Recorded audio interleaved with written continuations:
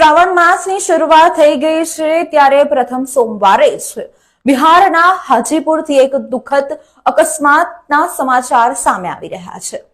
જલાભિષેક કરવા જઈ રહેલા કાવડયાત્રીઓનું વાહન હાઈટેક વાયર સાથે અથડાતા માત્ર 15 જ સેકન્ડમાં 9 કાવડયાત્રીઓના મોત થયા છે। પરિવારજનોને વાતની જાણ કરતાની સાથે જ તેઓ ઉપર તો દુઃખોનું આપ ફાટી પડ્યું હતું।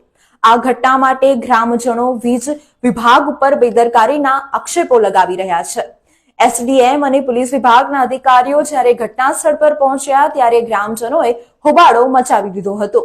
પ્રત્યક્ષદર્શીએ કહ્યું કે અમે જ્યારે જોયું તો 9 કાવડયાત્રીઓ બળીને ખાખ થઈ ગયા હતા।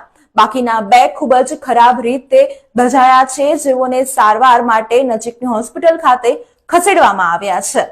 આ અકસ્માત માત્ર 15 સેકન્ડનો થયો હતો, જેને કારણે કઈ સમજે એ પહેલા જ દુર્ઘટના ઘટી ગઈ હતી।